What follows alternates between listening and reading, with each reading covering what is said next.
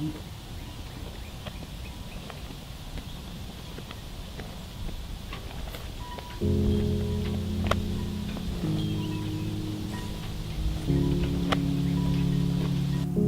was a 26-year-old PFC down at infantry school at Fort Benning, Georgia, down on Sand Hill.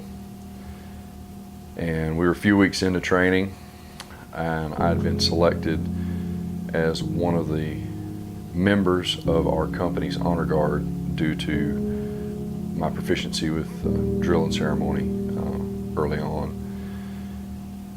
And originally it sounded like just a way to get off base, maybe get some little bit of R&R in the middle of training to get off base and maybe go eat some fast food and hang out, with some guys, a little bit more relaxed setting.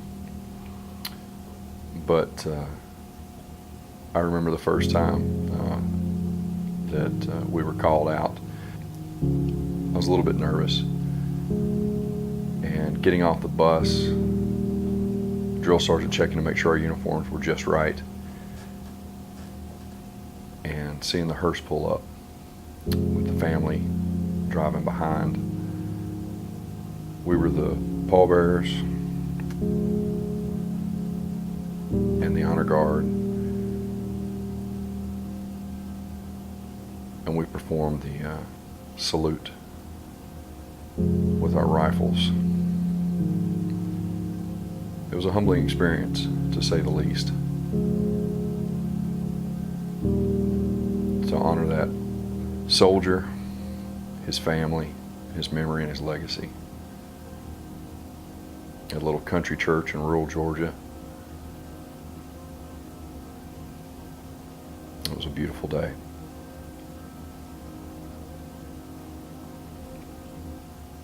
I'd been with my unit about a year out of infantry school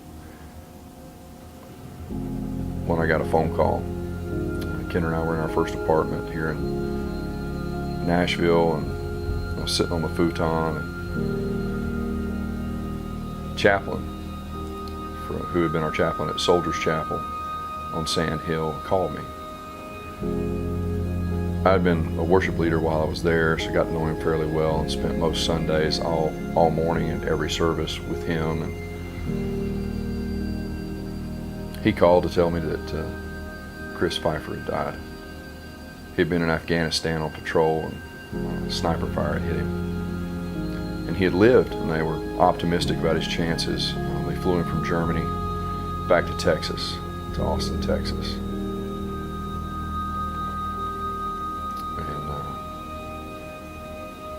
I remember his smile. I remember him singing in Soldiers Chapel.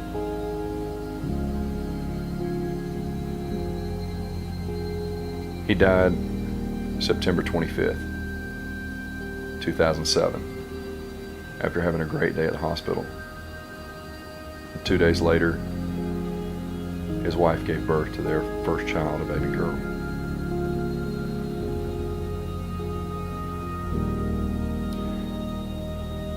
Fast forward to September 16th of 2012. I'd been out of the Army approximately a year at that point. My family was in town. My mom and dad had come in for my second daughter, Kate, her first birthday party, cowgirl themed. My dad and I were headed down to a friend's barn to get some hay. While we're headed down the dirt road, I got a phone call from my old squad leader. And he said, "Wells," he said, "I don't know how to tell you this, but Adams is gone. He died this morning." Adams was always full of laughter, and we were in Iraq. He was always lifting everybody's spirits and cracking jokes and being the brunt of some. Had an infectious smile.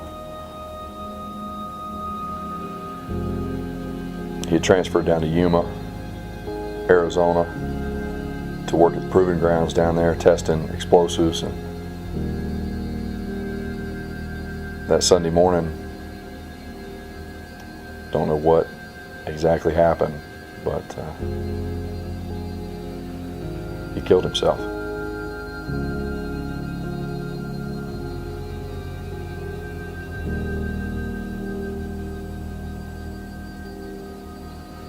2 weeks and a day after that,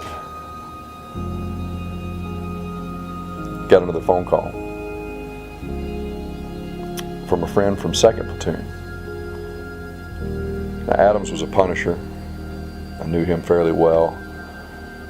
Been part of my platoon. My buddy Stevens from 2nd calls me. Says, "Hey Wells, did you hear about Leftrick?" I said, "No." I said, "I just saw he posted the other day, he just got back from Afghanistan." Now, we got back from Iraq in late 2010. Leftrick wasn't married. He loved being infantry. So he volunteered, heard another unit was heading out to Afghanistan. He'd already done Iraq, decided to head back for that, volunteered. He'd been home just a couple months from Afghanistan. Hadn't even got to see him yet.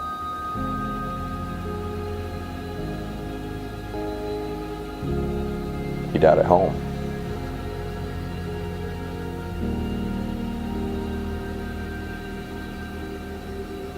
Grief hit me in an unexpected way.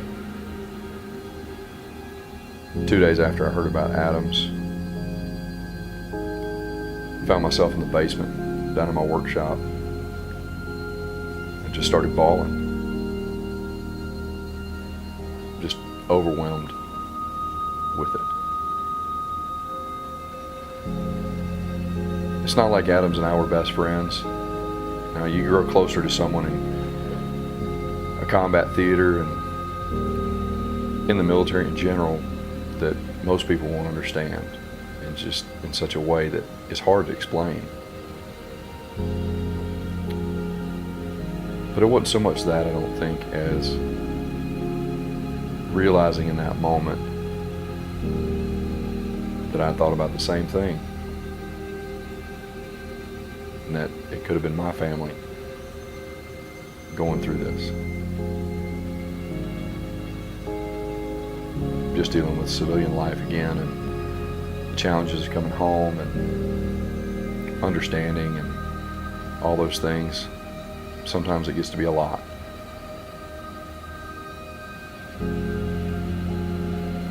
So it grieved me in that as well, not just losing brothers, but what could have been.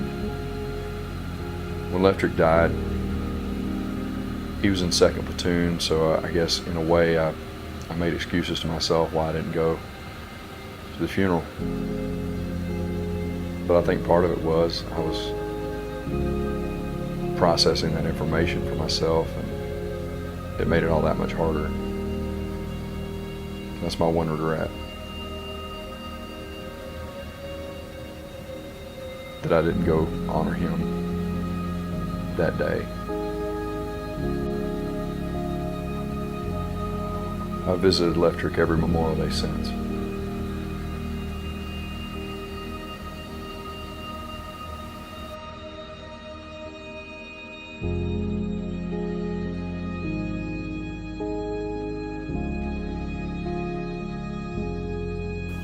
It's the Sunday before Memorial Day, and I came out to the Stone Church to play a little bit today and reflect and remember my brothers and those things, and get ready for tomorrow, where I'll visit with some family and visit some of my brothers at their resting places. And it's just a time to reflect for me, and very meaningful to me that I take that time out to also tell my kids about the sacrifices made for their freedoms. So I hope today that you'll take the time to do the same. By all means, enjoy your freedom today, and enjoy the barbecues and the great weather and all the wonderful things that come with Memorial Day. But make sure during those times to be grateful and be thankful, and to honor those who sacrificed to make it all possible. Have a grateful Memorial Day.